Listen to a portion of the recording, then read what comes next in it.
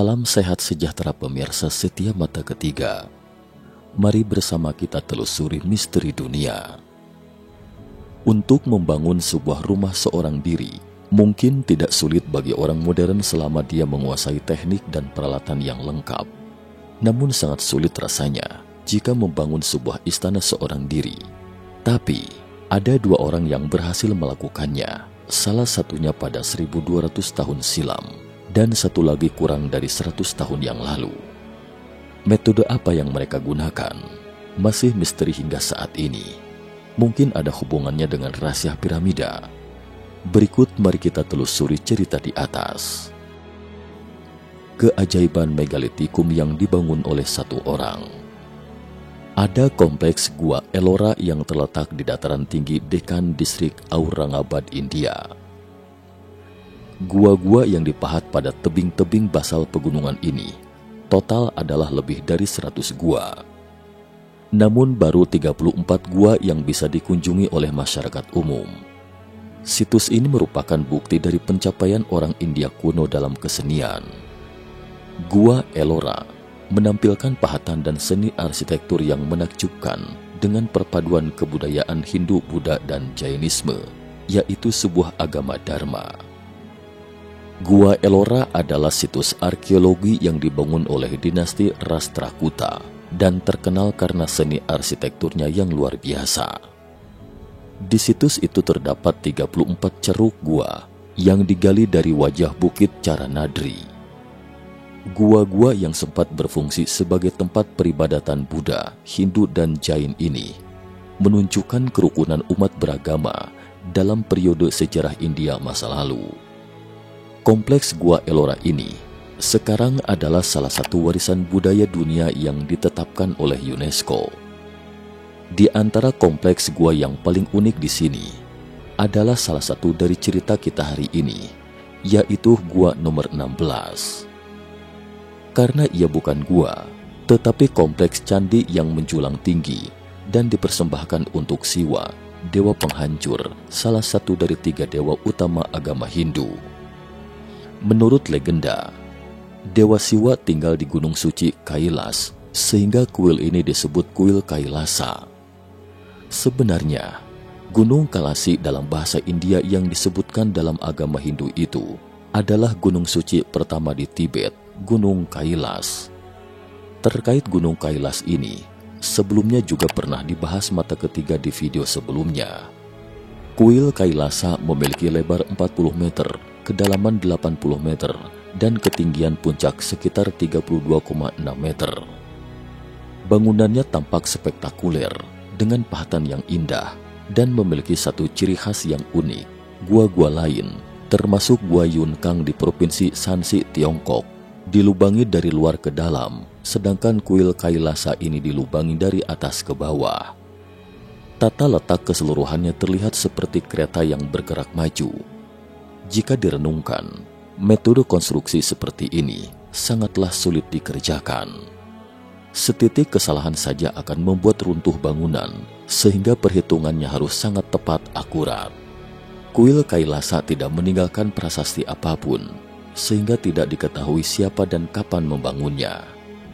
Para dugaan arkeolog, bangunan itu diperkirakan selesai antara tahun 756 dan 773 Masehi, yang dibangun selama 18 tahun oleh dinasti Rashtrakuta. Namun pandangan ini diragukan oleh banyak kalangan, karena beban kerja kompleks ini sangat mencengangkan. Memahat puluhan ribu ton batu menjadi kuil yang indah. Pertama, kapasitas pekerjaan untuk membangun kuil ini sangat mencengangkan. Menurut perhitungan kasar, sekitar 150.000 meter kubik basal perlu digali untuk membangun kuil seperti ini. Berat basal sekitar 3 ton per meter kubik, jadi 150 meter kubik adalah total dari sekitar 450.000 ton batu yang harus dipahat. Menurut perkiraan para sarjana modern, kuil itu selesai dalam 18 tahun. Namun selain menggali, para perajin harus mengangkut 69 ton pecahan batu setiap hari. Selain tenaga manual yang berat dan ketelitian kerja para perajin juga harus tepat akurat. Karena bangunan kuil terbagi menjadi 3 tingkat dan ada jembatan di antara menaranya. Semua struktur internal yang kompleks ini harus dirancang terlebih dahulu secara akurat, kemudian baru dikerjakan sesuai gambar. Dalam pekerjaan pembangunan ini, tidak boleh ada kesalahan sedikit pun, karena sedikit kesalahan saja semuanya pun menjadi terbengkalai. Jadi batu kerikil diangkut oleh pekerja biasa, tetapi pengrajin atau pemahat batu haruslah pemahat yang paling terampil, sehingga sejarawan pun dibuat bingung. Bagaimana ceritanya sampai ada begitu banyak pengrajin di wilayah Dekkan abad ke-8 untuk membangun kuil yang menakjubkan itu? Terutama pembangunan kuil ini belum pernah terjadi sebelumnya. Belum lagi di dataran tinggi Dekkan, bentuk bangunan yang sama seperti itu juga tidak ditemukan di seluruh India selama ribuan tahun. Ini tidak masuk akal dalam sejarah arsitektur. Logikanya, gaya seni seperti ini terbentuk oleh pertukaran antara daerah yang berbeda dan untuk referensi. Setelah gaya arsitektur matang, maka seharusnya gaya bangunan serupa dapat ditemukan pada periode yang tidak sama atau di wilayah yang berbeda, seperti misalnya gaya arsitektur Gua Mogao, Gua Yunkang, atau Gua Maijisan Tiongkok. Bangunan Tiongkok kuno Tau Kung dari dinasti Han 202 sebelum Masehi hingga 220 Masehi ini bahkan masih dapat dilihat sampai sekarang, tetapi hanya kuil Kailasa satu-satunya di dunia. Jadi pandangan lain pun menari-nari di mata sejarawan. Seorang penulis India pada abad ke-16 mencatat cerita seperti ini. Menurut legenda, ada seorang raja di dataran tinggi Dekkan sakit parah. Sang ratu kemudian memohon pada Dewa Siwa. Dia berdoa, jika Dewa Siwa dapat menyembuhkan suaminya, dia berjanji akan membangun kuil yang megah dan berpuasa sampai pembangunan kuil selesai. Tak disangka, setelah memanjatkan doa itu, raja benar-benar sembuh dari sakitnya, dan sesuai dengan janjinya, sang ratu harus memenuhi janjinya itu untuk membangun sebuah kuil. Raja kemudian merekrut pengrajin terampil dari seluruh negeri, dan setelah bertanya, raja baru tahu dibutuhkan waktu setidaknya bertahun-tahun untuk membangun sebuah kuil yang layak. Raja pun cemas, pasalnya sang ratu istrinya bisa saja sekarat berpuasa sebulan penuh, apalagi sampai bertahun-tahun lamanya. Apa tidak bisa diselesaikan lebih cepat? Tanya sang raja. Para pengrajin menggelengkan kepala sambil berkata bahwa bangunan yang dipersembahkan untuk dewa itu tidak boleh asal-asalan. Raja pun semakin gelisah, tidak tahu apa yang sebaiknya dilakukan. Di saat sedang gelisah, tidak tahu apa yang sebaiknya dilakukan, tiba-tiba saja ada satu orang ke istana. Seorang arsitek bernama Kokasa menemui raja dan mengatakan bahwa dia berjanji akan menyelesaikan pembangunan kuil dalam tempo seminggu dan mengakhiri masa puasa sang ratu. Raja memang sedang gelisah saat itu. Tidak ada yang berani dan sanggup menyelesaikan pekerjaan ini, tapi berani sekali orang ini, kata raja dalam hati. Baik, kata raja, meminta Kokasa untuk segera bekerja. Tapi jika Kokasa omong kosong, kepalanya akan dipenggal, menggelinding jatuh ke tanah jika dia tidak bisa menyelesaikan pekerjaannya. Sementara itu, arsitek lain hanya menggeleng-gelengkan kepala ketika mendengar kabar itu. Menurut mereka, Kokasa bermain-main dengan api, dan yang lebih mencengangkan, Kokasa malah memilih untuk memahat kuil dari basal keras.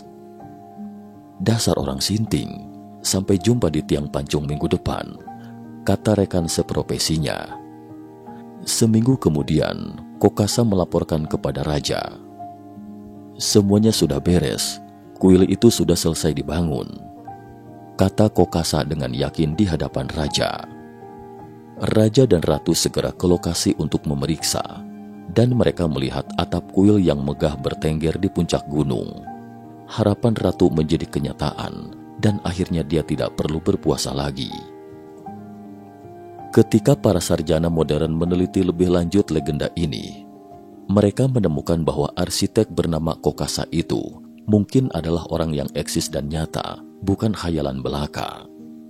Beda dengan legenda Tiongkok kuno Mong Qiangni atau Nyonya Mong Qiang yang meruntuhkan sebagian tembok besar oleh ratapan tangis sedihnya dan memperlihatkan tulang belulang suaminya karena mereka menemukan sebuah prasasti dari abad ke-11 yang menyebutkan bahwa memang ada keluarga terkemuka di dataran tinggi Dekan bernama Kokasa.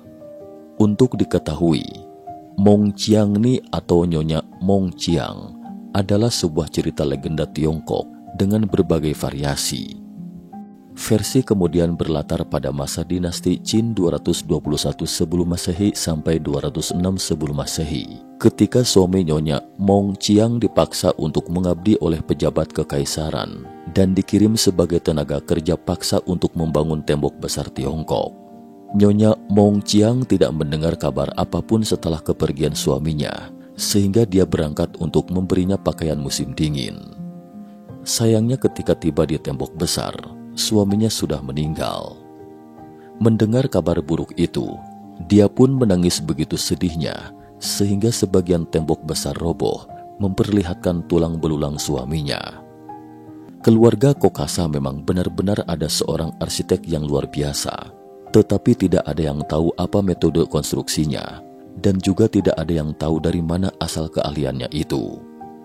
Oleh karena itu, di prasasti ini menjulukinya sebagai sosok manusia dewa. Bagian dalam dan luar kuil Kailasa dipenuhi dengan sejumlah besar relief yang indah, dan dinding luar menara aula utama juga terukir sosok dewata yang menari-nari di angkasa. Di pintu masuk kuil, terdapat beberapa ceruk di antara tiang-tiang di koridor dengan 3 relief dewi yang mewakili sungai Gangga, Yamuna, dan Saraswati. Ketiga patung dewi ini sangat artistik dan diakui sebagai yang terindah di antara patung-patung wanita India kuno. Mereka dengan sempurna menggabungkan kebangsawanan, ketenangan, dan keanggunan sang tokoh. Lalu bagaimana Kokasa secara sempurna mengintegrasikan teknologi konstruksi yang sulit ini dengan pencapaian artistik yang sangat tinggi? Dan bagaimana caranya dia menyelesaikan bangunan megah itu sendiri? Mohon maaf, tidak ada catatan apapun. Bahkan sosok Kokasa sendiri adalah sebuah misteri. Jadi proses penyelesaian bangunan ini hanya bisa dibayangkan. Apakah kuil Kailasa dikerjakan sendiri oleh arsitek Kokasa? Meski tidak berani dipastikan, tetapi dipastikan sangat sedikit orang yang terlibat dalam pembangunan tersebut, karena pembangunan dengan kapasitas pekerjaan yang besar itu seharusnya meninggalkan banyak kenangan dari para pekerja yang terlibat, dan akan ada banyak cerita dari berbagai sudut pandang tentunya. Seperti pembangunan tembok besar Tiongkok oleh Kaisar Qin Shi Huang, dan legenda Mong Qiangni menangis di tembok besar yang memiliki catatan sejarah resmi Tiongkok kuno. Sebagai mahakarya arsitektur dan seni, patut menjadi kebanggaan tersendiri bagi para tukang batu yang terlibat dalam pembangunan kuil Kailasa. Dan seharusnya punya banyak cerita yang bervariasi terkait proses pembangunan yang sangat sulit dan rumit.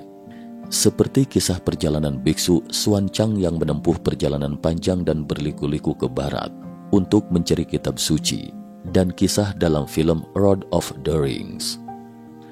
Pembangunan kuil pada abad ke-8 Masehi ini setara dengan era dinasti Tang Tiongkok kuno yang terbilang belum lama berselang. Saat itu segala macam alat tulis sudah tersedia, tidak seperti piramida Agung Giza yang jauh lebih tua sejarahnya, dan juga tidak pernah mengalami bencana budaya seperti pembakaran buku dan pembantaian para sarjana Konfusianisme. Tetapi sekali lagi mohon maaf, sama sekali tidak ada cerita seperti itu yang beredar. Kisah ini sendiri terkesan rada aneh. Bukan tidak mungkin satu orang dapat membangun bangunan megalit, karena ada satu orang yang pernah melakukannya di zaman modern, yaitu Kastil Koral di Florida, AS pada abad ke-20.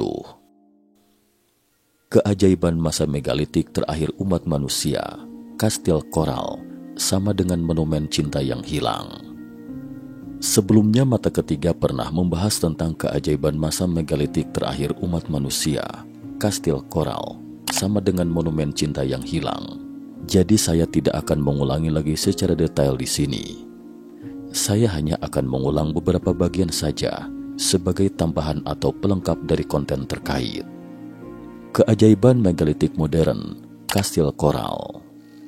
Ketika kastil dibuka pada tahun 1940, setiap orang dikenakan biaya 10 sen, dan Edward sendiri sebagai pemandunya. Ketika seorang reporter yang penasaran bertanya kepadanya, bagaimana caranya ia sendirian membangun kastil megalitum seperti itu, Edward selalu tersenyum misterius dan mengatakan bahwa dia telah memecahkan rahasia orang Mesir kuno dalam pembangunan piramida dan menguasai rahasia inti orang Mesir kuno.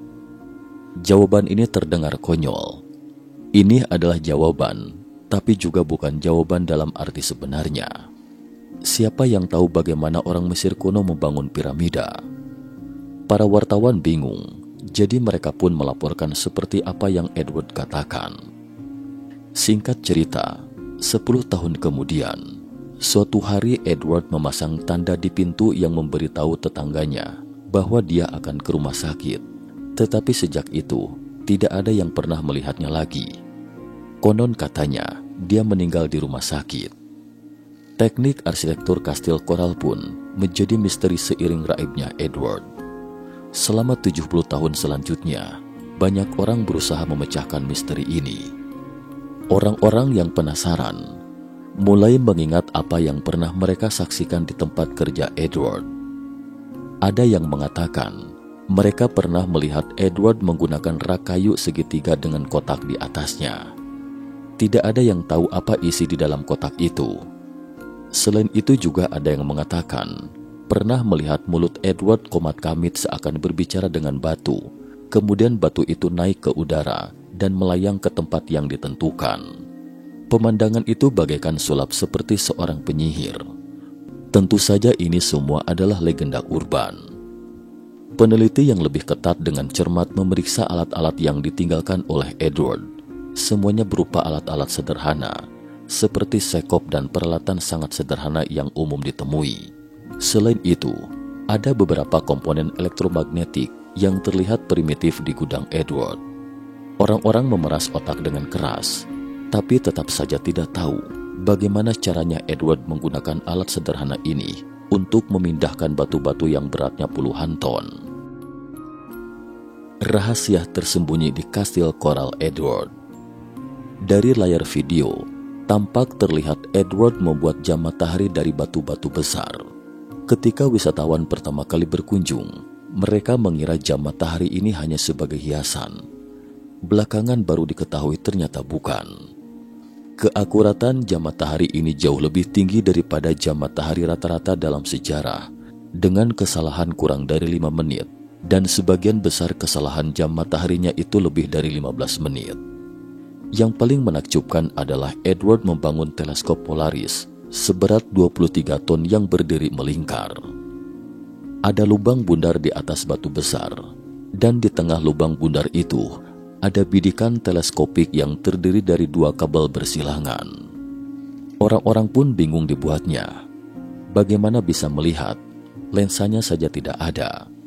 Tetapi ketika dilihat lebih dekat, ternyata di taman itu terdapat sebuah batu berbentuk segitiga dengan lubang bundar di dalamnya, yang merupakan lubang pengamatan. Lubang bundar ini persis di atas teleskop Polaris. Sementara itu, 2 kawat besi membagi langit menjadi 4 area.